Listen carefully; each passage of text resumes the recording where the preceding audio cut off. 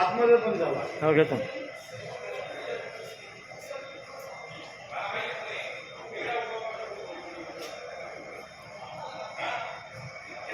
त्यांना दिलं थंडावला.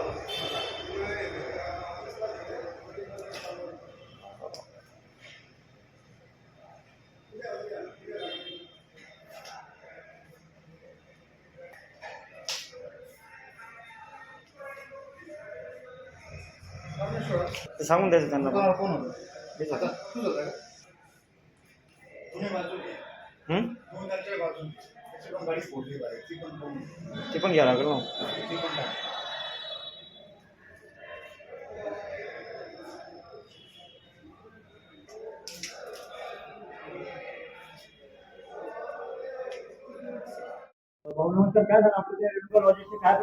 नमस्कार सर, मी या ठिकाणी रेणुका लॉजिस्टिक मध्ये कर्मचारी आहे. माझं नाव सुनील घुगे.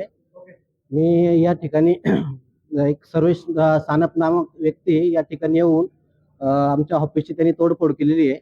आमच्या अंतर्गत व्यावसायिक वादामध्ये आंबडमध्ये आमचे काही कर्मचारी कामानिमित्त गेलेले असताना तिथं त्याचे वडील सचिन सानप यांनी आमच्या कर्मचाऱ्यांना मारहाण केली. मारहाण केल्यानंतर ते इथं ऑफिसला आले. इथं ऑफिसला आल्यानंतर आमच्या मालक लोकांना त्यांनी दमदाटी केली. त्यासोबत त्याच्या हातामध्ये रॉड वगैरे होते मारण्यासाठी.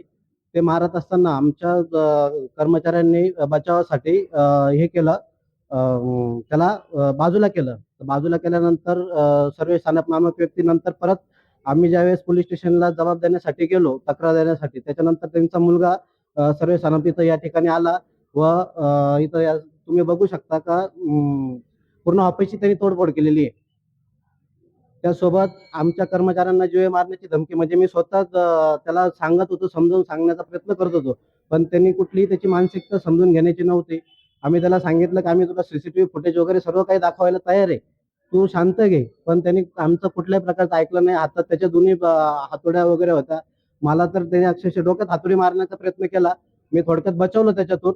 आणि आमच्या ऑफिसमध्ये अशी 5-10 हजार रुपये किरकोळ रक्कम मी मेंटेनन्ससाठी ठेवलेली असते, तर ती पण गायब केलेली इथून. सातपूर पोलीस स्टेशनचे काही पोलीस अधिकारी या ठिकाणी आले होते आणि त्या सर्व सानपला ते तिकडे गेलेले. त्यासोबत आता मी थोड्याच वेळात तिकडं पोलीस स्टेशनला तक्रार देण्यासाठी जात आहे. प्रशासनाला आमची एकच विनंती आहे की आज आम्ही छोट्या व्यवसायापासून सुरुवात केलेली असताना प्रतिस्पर्धी हे असतातच, पण मी प्रतिस्पर्ध्यांना पण हेच सांगू शकतो की व्यवसाय हा आपल्या व्यवसायाच्या ठिकाणी असतो. हे असं जीवे मारून कोणीही पैसे कमवू नये आणि आपला जीव हा महत्वाचा आहे. हीच मी सगळ्यांना, म्हणजे माझ्या व्यावसायिक मित्रांना सुद्धा हीच विनंती करेन की असे प्रकार घडवू नका. व्यवसायामध्ये चढ उतार हे चालू असतात, पण हे अतिशय घृणास्पद हे केलेलं आहे. आणि पोलीस अधिकाऱ्यांना माझी विनंती आहे की त्यांनी कठोरात कठोर कारवाई या सचिन सानप नामक व्यक्ती आणि त्यांचा मुलगा सर्वेश सानप यांच्यावरती कठोर कारवाई करावी. नाही, याच्या अगोदर तर तसं काही नाही. व्यावसायिक प्रतिस्पर्धी होतो आम्ही.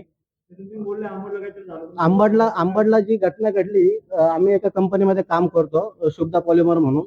तर त्या ठिकाणी आमचे काही कर्मचारी एलआर कॉपीज वगैरे क्लिअर करण्यासाठी गेले होते आणि सचिन सानप आणि त्याच्याबरोबरचे काही ते 2-3 साथीदार हे ऑलरेडी तिथं आमच्या कर्मचाऱ्यांची वाटच बघत होते. आम्ही आमच्या कामानिमित्त गेले असता त्यांनी आम्हाला विचारणा केली, तर आम्ही त्यांना सांगितलं की आम्ही काय कामासाठी आलोय. तर त्यांनी सचिन सानपने असं सांगितलं की काय तुम्ही लुख्खे रेट दिले, असे कसे कामं करता.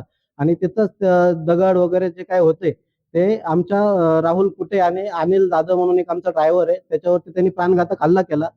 तो प्राणघातक हल्ला केल्यानंतर इथं परत सचिन सानप आणि त्याचे काही साथीदार या ठिकाणी आले आणि त्यांनी तो हा सगळा काही प्रकार घडवून आणला. त्यांचं पण काही व्यवस्थित सरकार देत नाही. ते पण छोटे एक म्हणजे सचिन ट्रान्सपोर्ट या नावाने त्यांचं माझ्याकडं त्यांचा मुलगा एवढा हे होता की तुम्ही बघू शकता.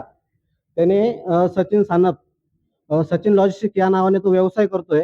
त्याचा मुलगा इथं आला. इथं आल्यानंतर त्याने मला एक कार्ड दिलं आणि सांगितलं तुमच्या काय ज्या 100-100 गाड्या आहे या सर्व गाड्या फोडून टाकेल, कर्मचाऱ्यांना जीवे मारून टाकेल, अशा प्रकारची धमकी देऊन कार्ड सुद्धा मला देऊन गेलेला आहे तो, की तुम्हाला काय करायचं ते करून घ्या, मी अख्ख्या गाड्या जाळून टाकेल. आणि मला स्वतःला त्यांनी डोक्यात मारायचा प्रयत्न केलाय.